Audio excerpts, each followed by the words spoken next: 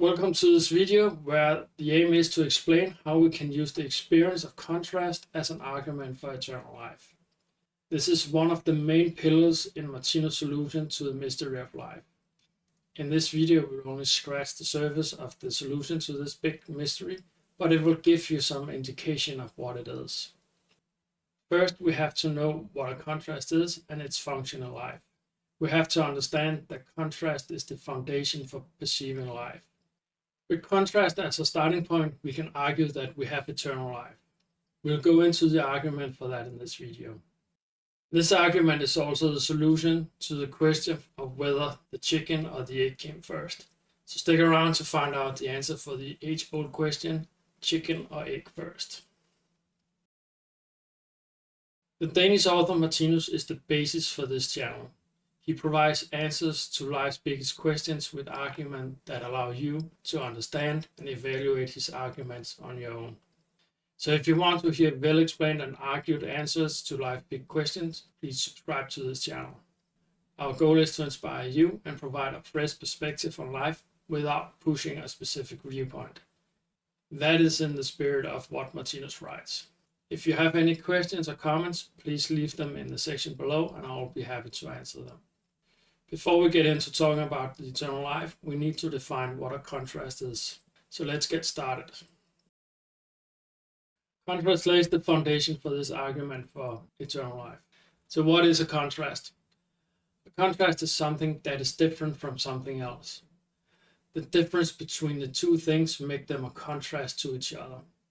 The contrast can be big or small, but there has to be a difference between the two things to make them a contrast to each other. If they are not contrast, then we cannot perceive them. The contrast makes the thing marked and thereby observable. A straightforward example is our vision. When we look at things, we need contrast. We cannot see white on white background. That would be a whiteout. We need different colors than white to see something on a white background. It does not have to be black or white to make contrast. There can be plenty of nuances between black and white, but there needs to be a difference from the white for us to see it on a white background. The principle of contrast, as Martinus calls it, does not just apply to vision. It applies to everything that we perceive. To our physical perception, that's where we hear, touch, smell, etc., where contrast has to be in order for us to perceive.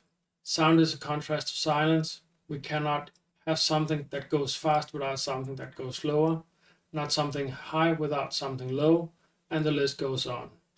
But our perception is not only based on contrast in the physical world.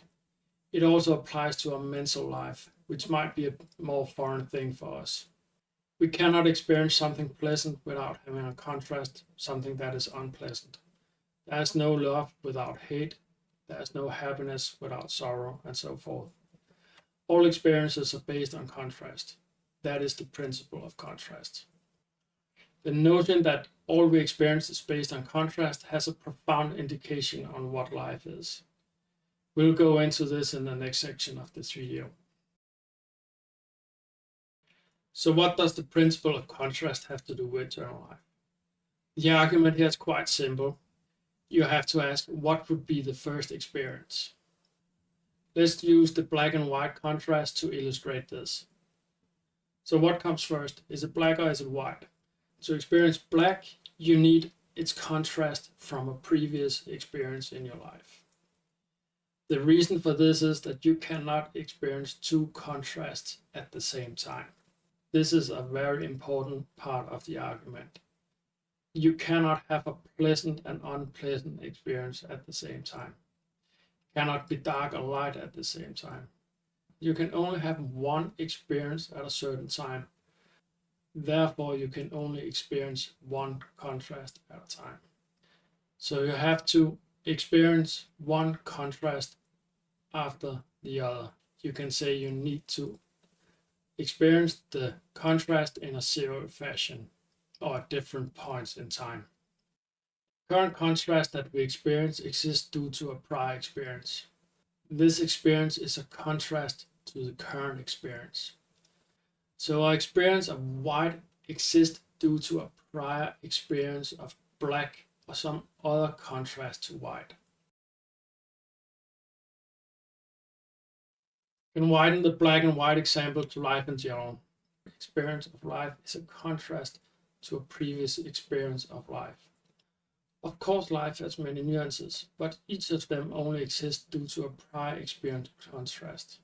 Life experience has the same characteristics as the black and white example.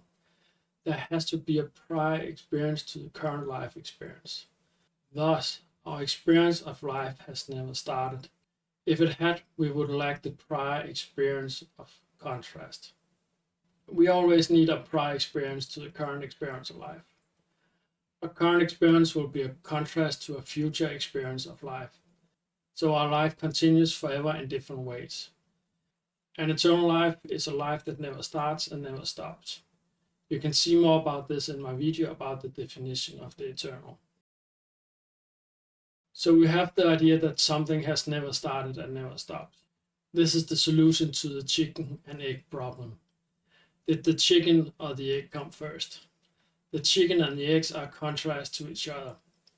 It is the contrast of born and unborn, alive and not alive, and you can probably find more contrast in this example. These contrasts enable us to distinguish the chicken and the eggs. The explanation is that none of them ever started, but came out of something else. Finding the first one is impossible due to wrong assumption, unanswerable question. The question asks which one has started, and none of them has. So the question is targeted towards a wrong answer. The question is to ask how life has evolved into chicken and eggs. The same logic applies to the question of how life started. It never did. It has always been there and always will. This video doesn't explain how life evolves, but it suggests that life is always present. There is something eternal to life that always is. This something is expressed in many different ways, nuances and contrasts. It is the expression of life, and this expression of life is always changing. So as a bonus, in this video we can go in to see what is actually changing this experience of life. The answer is that there is something behind the expression of life. We know this as the I.